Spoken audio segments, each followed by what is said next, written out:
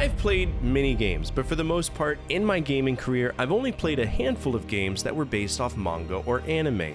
Recently I did, and it was a game called Hinotori, known as Phoenix in the United States. Are they worth it? Stick around and I'll tell you. My name is Fortifier and welcome to Series Slayer.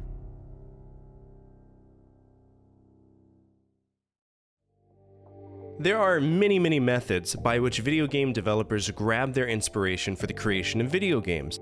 Many of the games that you'll encounter during your life are original works from the mind of somebody who just happens to be very creative. But it's much easier to come up with a concept if that concept already exists. In the late 70s and early 80s, many companies were inspired to make video games based off of films. Sony ImageSoft in particular was well known for this. Three Ninjas Kick Back, Dracula, Frankenstein, Cliffhanger, Last Action Hero, and of course, No Escape. Others decided to make games from literature, such as Betrayal at Krondor based on the books by Raymond E. Feist, or the vast majority of Tom Clancy's works. Occasionally, we get video games based on manga or anime. In my personal experience, I've encountered Doraemon, which fucking sucked, and of course Dragon Ball, which had video games since 1986, with Dragon Ball Dragon Daihikyo on the Super Cassette Vision, as well as Shenlong no Nazo, which was released in America as Dragon Power, both of which were equally as shit.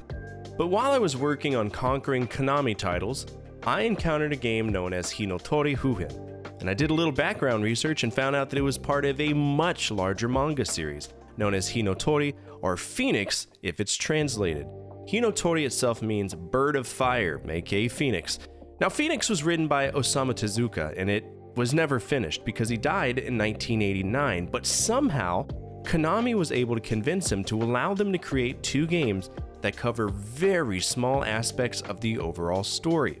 Oh, by the way, if you're unfamiliar with Osamu Tezuka, he's the guy who's responsible for Astro Boy, Kimba the White Lion, Blackjack, and like 78 other manga serials. He's a legend in Japan. He's known as the godfather of manga. But returning to what matters right now, what makes Hinotori so unique is that the central theme of the manga itself is reincarnation and features many arcs that cover small stories of individuals and their search for self-fulfillment. These include Dawn, Future, Yamato, Universe, Who, Resurrection, Robe of Feathers, Nostalgia, Turbulent Times, Life, Strange Beings, and Sun. So imagine your favorite manga and break those down into these individual stories, and then from that point on, we're able to implement the games.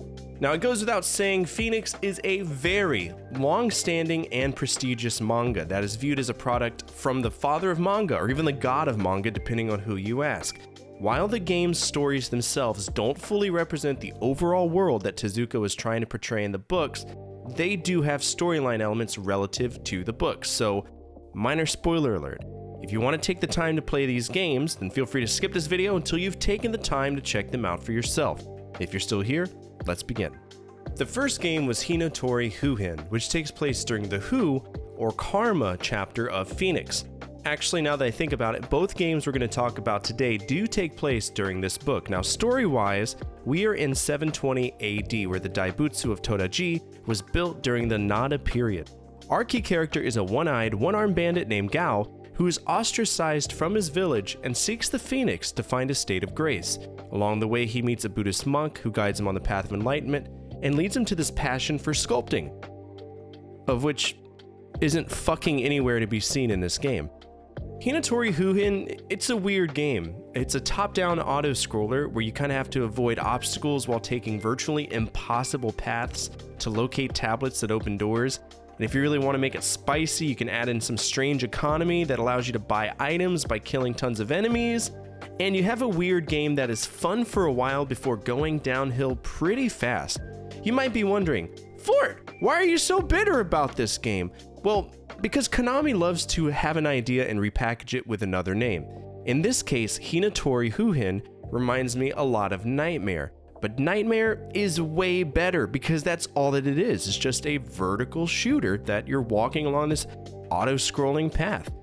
Basically, we go from the bottom to the top again and again and again, looking for tablets that open doors. If we miss our path, we loop over and over and over again until we find the correct path to take. There are Phoenix statues that offer very rudimentary clues, such as making a left turn at the swamp when you get the death tablet, or making a sharp right when you get the life tablet.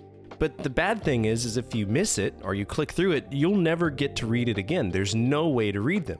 Occasionally also, you can upgrade your weapons and get extra lives, but the worst part of this game for me is the tremendously small window of opportunity that you have to take the paths, and in some cases, you just walk into bullets during the transition or get swarmed. Also, another total nonsense trope that Konami loves to incorporate at this point in time is unnecessary backtracking to the other levels. So you could make it to level 2, and go back to level 1, to go to level 5, to go to level 3, to go to level 1 because different tablets are on different stages.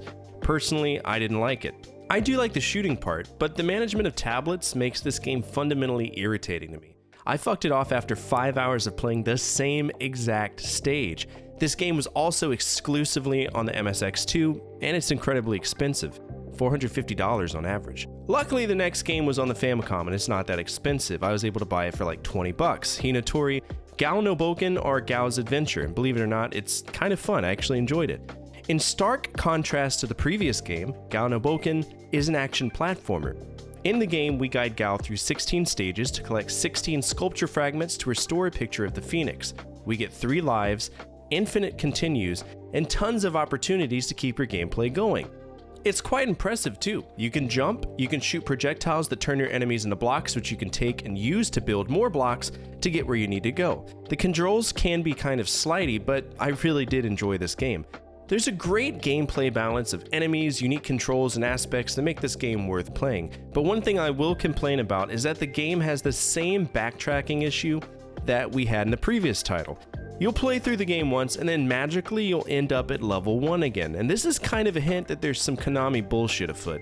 But luckily, the bullshit isn't much worse than hunting for wall chickens in Castlevania. Throughout the game, there are a few hidden portals that take you to another stage. If I recall, you use about 5 of these to get to the different areas, and once you get all 16 pieces of the sculpture for the Phoenix picture, you win. So is this niche franchise worth it? Not particularly. I feel that it would be much more fulfilling to read the manga because the games don't really accurately represent the entire story that Osamu Tezuka created in his legendary unfinished manga. As always, thank you so much for taking the time to watch this. If you like what you saw, please don't hesitate to hit that subscribe button and give me a thumbs up. It really helps get visibility for the channel. From my family to your family, good energy, good vibes, Fortifier out.